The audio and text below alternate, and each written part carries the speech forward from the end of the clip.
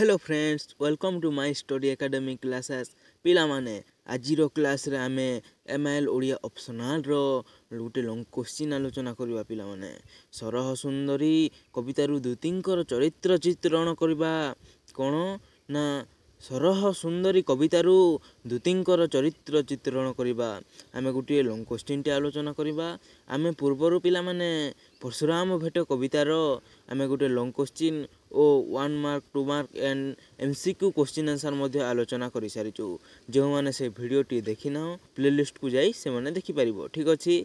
तो आज रो long question T को आरंभ करिबा। तो प्रथमे देखो कोन ना गोटे इंट्रोडक्शन देबो पिला माने ठीक अछि। ओडिया पद्य साहित्यर जणे रूपांतरिक चिरबरणीय लेखक हेले अच्युतानंद दास पिला माने से कटक जिल्लार नेमाल निकटवर्ती तिलकणा ग्राम जन्मग्रहण करथिले। कोठी ना नेमाल निकटवर्ती तिलकणा ग्राम जन्मग्रहण करथिले ठीक अछि।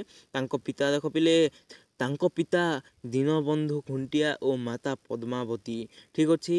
ओडिया जगत को कविंकर अवदान गुडिक अतुलनीय पिले तांकर अवदान गुडिक तुलना करि हेबो नाही। तांकर रचना गुडिक मध्य रे कोन कोन अछि देखिबा गीता संहिता पुराण मालिका शून्य संहिता हरिवंश गुरु भक्ति गीता इत्यादि स्मरणीय ठीक अछि।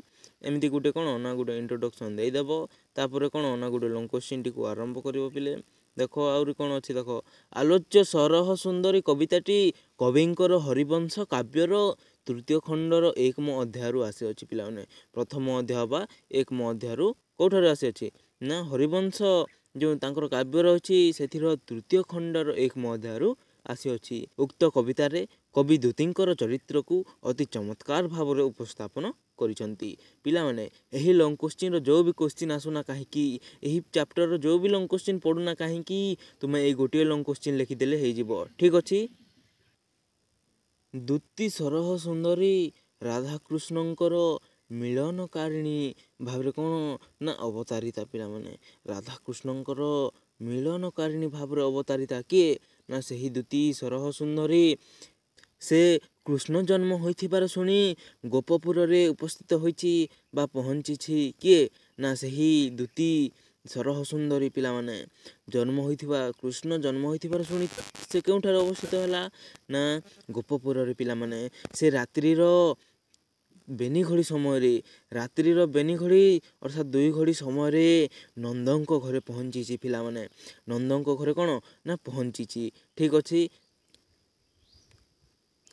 यसनक समय बेनी घड़ी राति नंदर मंदिर आसी मिलिला सरह सुंदरी दूती एटा आम आलोचना करू एमती गोटे कवि भाषा लिखिदेव पिला माने।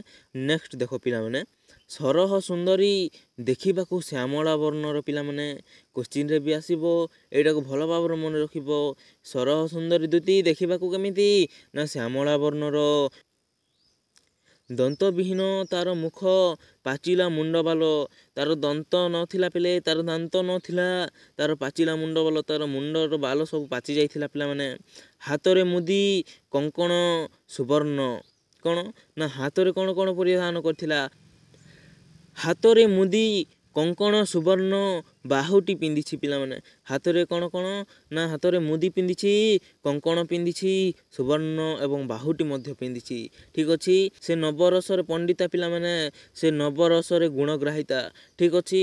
से सरह सुंदरी स्तंभन मोहन बस्य उच्चपटन आदि जाने पिला माने ठीक अछि।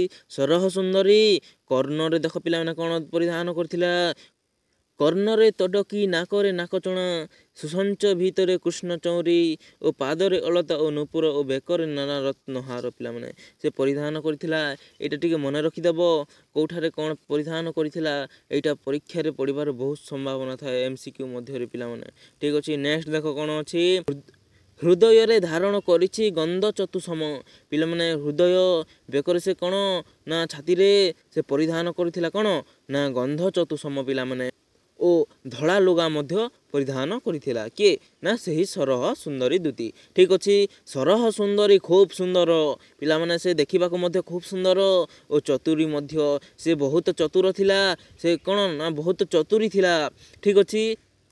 ସେ ମାଙ୍କଡସା ସୂତାରେ ମତ ଗଜକୁ ବାନ୍ଧିପାରେ ପିଲାମାନେ। ମତ ଗଜ ଯିଏକି ପାଗଳ ହୋଇଯାଇଥିବା ଗଜକୁ କ'ଣ ନା ବାନ୍ଧିପାରେ। ମାଙ୍କଡସା ସୂତା କହିଲେ କ'ଣ ପିଲାମାନେ? ମକରାର ଯେଉଁ ଜାଲି ରହିଥାଏ ପିଲାମାନେ, ଯେଉଁ ମକରା ତାର ଜାଲିକୁ ହିଁ କ'ଣ ନା ମାଙ୍କଡସା ସୂତା କୁହାଯାଏ। ଠିକ୍ ଅଛି ପିଲାମାନେ? ହଁ ଠିକ୍ ଅଛି। ଆହୁରି କ'ଣ କୁହାଯାଇଛି ଦେଖ, ଯୋଗୀଜନ ମାନଙ୍କର ଚିତ୍ତକୁ ରଞ୍ଜନ କରିପାରେ ସେ। ଯୋଗୀ ଜନ ମାନଙ୍କର କ'ଣ ନା ତାଙ୍କର ଚିତ୍ତକୁ ରଞ୍ଜନ କରିପାରେ କିଏ ନା ସେହି ସରହ ସୁନ୍ଦରୀ ଦୂତି ପିଲାମାନେ। ସେ ଅଷ୍ଟବର୍ଗ ସିଦ୍ଧି ଆୟତ କରିଛି। କ'ଣ ନା ଅଷ୍ଟବର୍ଗ ସିଦ୍ଧି ଆୟତ କରିଥିଲା। ଆହୁରି କ'ଣ ଦେଖ, ସରହ ସୁନ୍ଦରୀ ଦୂତି ସମସ୍ତ ନାରୀମାନଙ୍କର ପ୍ରିୟ। ସେ କ'ଣ ନା ସମସ୍ତ ନାରୀ ଯେତେ ବି ନାରୀ ଅଛନ୍ତି ସେଇ ଗୋପପୁରର ସମସ୍ତ ନାରୀମାନଙ୍କର ପ୍ରିୟ ସେ ଥିଲା କିଏ ନା ସେହି ସରହ ସୁନ୍ଦରୀ ଦୂତି। ନୃତ୍ୟ ଗୀତ ସଙ୍ଗୀତରେ ସେ ନିପୁଣ, ସେ ସବୁ ଜାଣିଛି ପିଲାମାନେ ଯିଏକି ସରହ ସୁନ୍ଦରୀ। ସେ ଗୋପପୁରରେ କ'ଣ ନା ସମସ୍ତଙ୍କର ଆଈ ଭାବରେ ପରିଚିତ ପିଲାମାନେ। ତାକୁ ସେଇ ସରହ ସୁନ୍ଦରୀ ଦୂତିକୁ ସମସ୍ତେ ବଡ଼ରୁ ଛୋଟ ସମସ୍ତେ ଆଈ ଭାବରେ ଡାକନ୍ତି ତାକୁ। ସେ ଆଈ ବୋଲି କାହାକୁ ଡାକନ୍ତି ନା ସେହି ସରହ ସୁନ୍ଦରୀ ଦୂତିକୁ। ସେ ବୟସରେ ବୃଦ୍ଧା କିନ୍ତୁ କ'ଣ ନା ଶରୀରରେ ଯୁବତୀ ପିଲାମାନେ। ଶରୀରରେ କ'ଣ ନା ଯୁବତୀ, ବୟସରେ ବୃଦ୍ଧା ହୋଇଥିଲେ ମଧ୍ୟ ସେ ଶରୀରରେ ଥିଲା କ'ଣ ନା ଯୁବତୀ ପିଲାମାନେ। ଏଇଟା ଟିକେ ମିଷ୍ଟେକ୍ ଅଛି, କିନ୍ତୁ ଲେଖା ହେଇଛି କିନ୍ତୁ କରିଦେବ। ଠିକ୍ ଅଛି। ଦେଖ ଆହୁରି କ'ଣ ରହିଅଛି ନେକ୍ସଟ ଦେଖ ପିଲାମାନେ। ନନ୍ଦ ଘରେ କୁମାର ପୂର୍ଣ୍ଣିମା ଉତ୍ସବ ଚାଲିଥିବା ବେଳେ ଦୂତିକା ସେଠାରେ ପହଞ୍ଚିଛି।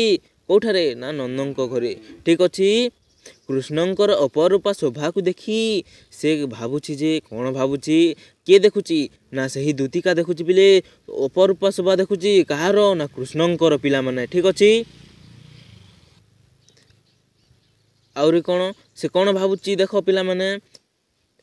ଚନ୍ଦ୍ରକୁ ନକ୍ଷତ୍ର ବେଢ଼ି ରହିଥିବା ପରି ଓ ବିକଶିତ ପଦ୍ମବନ ଭିତରେ ରାଜହଂସ ଖେଳିଲା ପରି ନନ୍ଦର ମନ୍ଦିରରେ ମଧ୍ୟ କ'ଣ ନା ସମସ୍ତଙ୍କ ଗହଳିରେ ସମସ୍ତଙ୍କ ଭିତରେ କୃଷ୍ଣ ପାଉଛନ୍ତି ଶୋଭା ପିଲାମାନେ।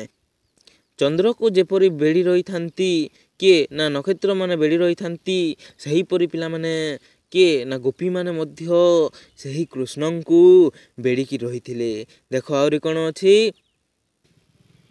ଶ୍ରୀକୃଷ୍ଣଙ୍କର ତୁଳନା ବା ତାଙ୍କର ଅପରୂପା ଶୋଭାର ତୁଳନା ସ୍ୱର୍ଗ ମର୍ତ୍ତ୍ୟ ଓ ପାତାଳରେ କେଉଁଠି ବି ହୋଇପାରିବ ନାହିଁ ପିଲାମାନେ ବୋଲି କିଏ କହୁଛନ୍ତି?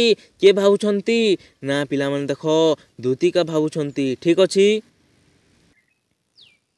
ଗୋପନର ନାରୀମାନେ ତାଙ୍କର ସଦ୍ଭାବ ଯୋଗୁଁ ପିଲାମାନେ କ'ଣ ନା ତାଙ୍କର ସଦ୍ଭାବ ଯୋଗୁଁ ପ୍ରଭୁଙ୍କର ଭେଟ ପାଇଛନ୍ତି। ପ୍ରଭୁ ଶ୍ରୀକୃଷ୍ଣଙ୍କର ଭେଟ ପାଇଛନ୍ତି। ମାୟାରେ ବାଲୁତ ରୂପ ଧାରଣ କରି ଜନ୍ମ ନେଇଛନ୍ତି। ଠିକ୍ ଅଛି ପିଲାମାନେ। ଆହୁରି ଦେଖ କ'ଣ ଅଛି। ସେଠାରେ ଶ୍ରୀକୃଷ୍ଣ ଦୋଳିରେ ବିଜେ କରିଥାନ୍ତି। କେତେବେଳେ ନା ଶ୍ରୀକୃଷ୍ଣ ଯେତେବେଳେ ବିଜେ କରିଥାନ୍ତି କେଉଁଠି ନା ଦୋଳିରେ, ସେତେବେଳେ ଦୂତିକା ଶ୍ରୀକୃଷ୍ଣଙ୍କୁ ଦର୍ଶନ କରିବା ପାଇଁ ଉପସ୍ଥିତ ହୋଇଛି। ଯେତେବେଳେ ଶ୍ରୀକୃଷ୍ଣ ଦୋଳିରେ ବିଜେ ହୋଇଥାନ୍ତି ସେତେବେଳେ ଦୂତିକା କ'ଣ ନା ଶ୍ରୀକୃଷ୍ଣଙ୍କୁ କ'ଣ କରିବା ପାଇଁ ଦର୍ଶନ କରିବା ପାଇଁ ଉପସ୍ଥିତ ହୋଇଛି ପିଲାମାନେ। ଠିକ୍ ଅଛି। ନେକ୍ସଟ ଦେଖ କ'ଣ ଅଛି। ଭାବଗ୍ରାହୀ ଶ୍ରୀକୃଷ୍ଣ ଏହା ଖଣ୍ଡେ ଦୂରରୁ ଜାଣିପାରିଲେ ଏବଂ ଦୂତିକା ପହଞ୍ଚିଲା ମାତ୍ରକେ କ'ଣ କଲେ ନା ତାର ମୁଖକୁ ଦୂତିକାର ମୁଖକୁ ଚାହିଁ ତୋଷି ହେଲେ ପିଲାମାନେ। ତୋଷି ହେଲେ ଅର୍ଥାତ୍ ଖୁସି ହେଲେ ପିଲାମାନେ। କୃଷ୍ଣଙ୍କୁ ଚାହିଁ ଦୂତି ମଧ୍ୟ କ'ଣ ନା ଅଶେଷ ଆନନ୍ଦିତ ହେଲା, ବହୁତ ଆନନ୍ଦିତ ହେଲା ଏବଂ ନିଜକୁ କ'ଣ ନା ନିସ୍ତରିଲି ବୋଲି ଆଶ୍ୱସ୍ତ ହେଲା। ଠିକ୍ ଅଛି। ଉକ୍ତ ସରହ ସୁନ୍ଦରୀ କବିତାଟି ବେଶ ଭାବରେ ମନୋରମ ଓ ମନମୁଗ୍ଧକର ହୋଇପାରିଛି। ଏତିକି ଲେଖିଦେବ ପିଲାମାନେ। କୌଣସି ଟିଚର ମଧ୍ୟ 1 ମାର୍କ ମଧ୍ୟ କାଟିପାରିବେ ନାହିଁ। ଏତିକି ଲେଖିବା ମାତ୍ରକେ ତୁମର 5ରୁ 5 ପିଲାମାନେ, ଗୋଟିଏ ମାର୍କ ହେଲେ କଟିବ ନାହିଁ। ଠିକ୍ ଅଛି। ତ ପିଲାମାନେ ଆମେ ଅତି ସୁନ୍ଦର ଭାବରେ ଆଜି ସରହ ସୁନ୍ଦରୀ ଦୂତିର ଚରିତ୍ରକୁ ଚିତ୍ରଣ କଲୁ। ଆମେ ପୂର୍ବରୁ ପିଲାମାନେ ପରଶୁରାମ ଭେଟ କବିତାର ମଧ୍ୟ ଆମେ କ'ଣ ନା ସାରମର୍ମ ଆଲୋଚନା କରିସାରିଛୁ। ସେଇ ଭିଡ଼ିଓ ଯେଉଁମାନେ ଦେଖିନାଅ କ'ଣ କରିବ ନା ପ୍ଲେଲିଷ୍ଟକୁ ଯାଇ ଦେଖିପାରିବ। ଠିକ୍ ଅଛି। ତ ପିଲାମାନେ ଆଜିର ଭିଡ଼ିଓଟି ଯଦି ଭଲ ଲାଗିଥାଏ ତାହେଲେ ଭିଡ଼ିଓଟିକୁ ଗୋଟେ ଲାଇକ୍ କରିଦେବ ଓ ଚ୍ୟାନେଲରେ ନୂଆ ଆସିଥିଲେ ପିଲାମାନେ ଚ୍ୟାନେଲକୁ ସବସ୍କ୍ରାଇବ୍ କରିଦେବ ଏବଂ ସାଙ୍ଗସାଥିମାନଙ୍କ ମଧ୍ୟରେ ସେୟାର କରିବା ପାଇଁ ଭୁଲିବେ ନାହିଁ। Thank you so much. ବନ୍ଦେ ଉତ୍କଳ ଜନନୀ।